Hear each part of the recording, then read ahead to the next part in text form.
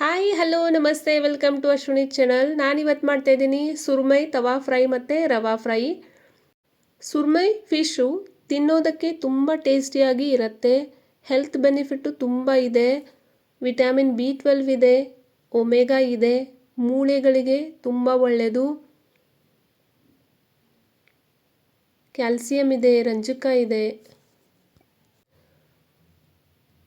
ನಾನಿಲ್ಲಿ ಸುರ್ಮೈ ಫಿಶ್ನ ಕಟ್ ಮಾಡಿಬಿಟ್ಟು ಪೀಸ್ಗಳನ್ನು ಮಾಡಿಕೊಂಡು ರೆಡಿ ಮಾಡ್ಕೊಂಡಿದ್ದೀನಿ. ಇದಕ್ಕೆ ಬೇಕಾಗುವಂಥ ಸಾಮಗ್ರಿ, ನಾನಿಲ್ಲಿ ನಾರ್ತ್ ಕರ್ನಾಟಕ ಸ್ಪೆಷಲ್ ಮಸಾಲೆ ಖಾರ ತೊಗೊಂಡಿದ್ದೀನಿ.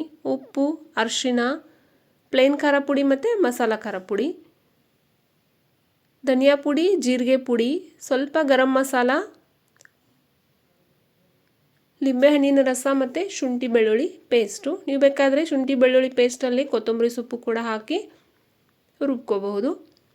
ಫಿಶ್ಗೆ ಮ್ಯಾರಿನೇಷನ್ ಮಾಡಲಿಕ್ಕೆ ಒಂದು ಮಿಕ್ಸಿಂಗ್ ಬೌಲ್ ತೊಗೊಳ್ಳಿ ಅಥವಾ ಈ ರೀತಿ ಅಗಲವಾದ ಪ್ಲೇಟ್ ತೊಗೊಳ್ಳಿ. ಅದರೊಳಗೆ ಶುಂಠಿ ಬೆಳ್ಳುಳ್ಳಿ ಪೇಸ್ಟ್ ಹಾಕ್ಕೊಳ್ಳಿ, ಅರಿಶಿನ ಹಾಕ್ಕೊಳ್ಳಿ, ಉಪ್ಪು,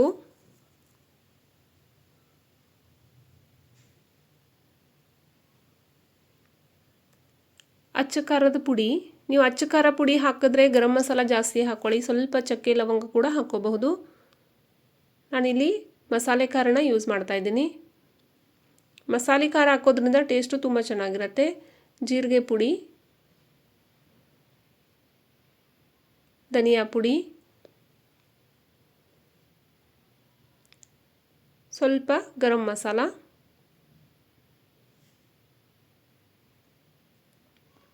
ಲಿಂಬೆಹಣ್ಣಿನ ರಸ. ಲಿಂಬೆಹಣ್ಣಿನ ರಸ ಬೇಡ ಅಂದರೆ ನೀವು ಹುಣಸೆ ಹಣ್ಣಿನ ರಸ ಕೂಡ ಹಾಕ್ಕೋಬೋದು, ಅದು ಕೂಡ ಟೇಸ್ಟು ತುಂಬ ಚೆನ್ನಾಗಿರುತ್ತೆ.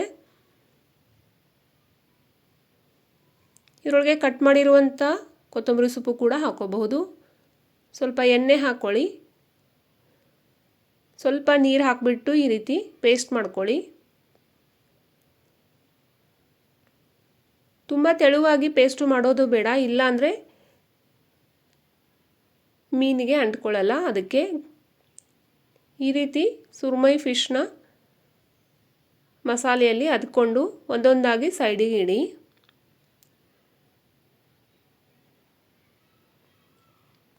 ನಾವು ಅರ್ಧ ಗಂಟೆ ಮ್ಯಾರಿನೇಷನ್ ಮಾಡಿಟ್ಟು ಅಂದರೆ ಟೇಸ್ಟು ತುಂಬ ಚೆನ್ನಾಗಿ ಇರುತ್ತೆ.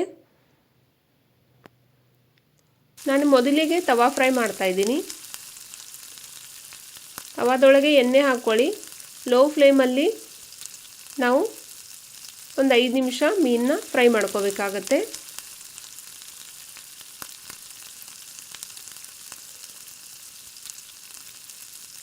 ಮಕ್ಕಳಿಗೆ ಕೂಡ ತುಂಬ ಚೆನ್ನಾಗಿರುತ್ತೆ ಈ ಮೀನು. ಮಕ್ಕಳಿಗೆ ಕೊಡಬೇಕಾದ್ರೆ ಸ್ವಲ್ಪ ಉಪ್ಪು, ಅರಿಶಿನ, ಲಿಂಬೆಹಣ್ಣಿನ ರಸ ಹಾಕಿಬಿಟ್ಟು ನೀವು ಕೊಡಬಹುದು.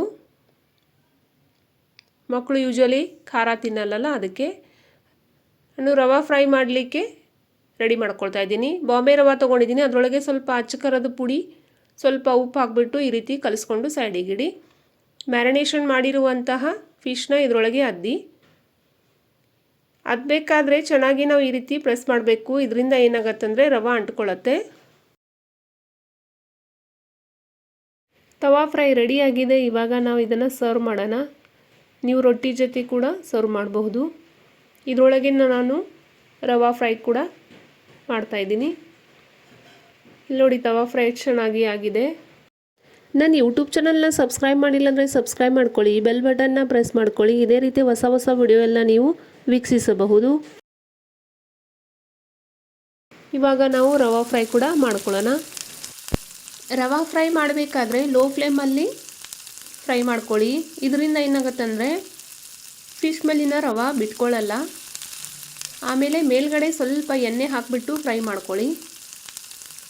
ರವಾ ಫ್ರೈಗೆ ಸ್ವಲ್ಪ ಎಣ್ಣೆ ಜಾಸ್ತಿ ಬೇಕಾಗತ್ತೆ. ರವಾ ಫ್ರೈ ಮಾಡಬೇಕಾದ್ರೆ ಪದೇ ಪದೇ ಫಿಶ್ನ ಟರ್ನ್ ಮಾಡಬಾರ್ದು, ಇಲ್ಲಾಂದರೆ ಒಡೆಯೋ ಚಾನ್ಸಸ್ ಇರುತ್ತೆ ಮತ್ತು ರವಾ ಎಲ್ಲ ಬಿಟ್ಕೊಳ್ಳುತ್ತೆ. ರವಾ ಫ್ರೈ ಕೂಡ ರೆಡಿ ಆಗಿದೆ. ನೀವು ಮನೆಯಲ್ಲಿ ಟ್ರೈ ಮಾಡಿ ನೋಡಿ ಹೇಗಾಗಿದೆ ಅಂತ ಹೇಳಿ. ವಿಡಿಯೋ ಇಷ್ಟ ಆದಲ್ಲಿ ಲೈಕ್ ಮಾಡಿ, ಶೇರ್ ಮಾಡಿ.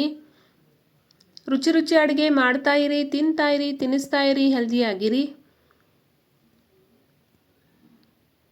ನನ್ನ ಯೂಟ್ಯೂಬ್ ಚಾನಲ್ ಸಬ್ಸ್ಕ್ರೈಬ್ ಮಾಡಿದವ್ರಿಗೆ ಧನ್ಯವಾದಗಳು.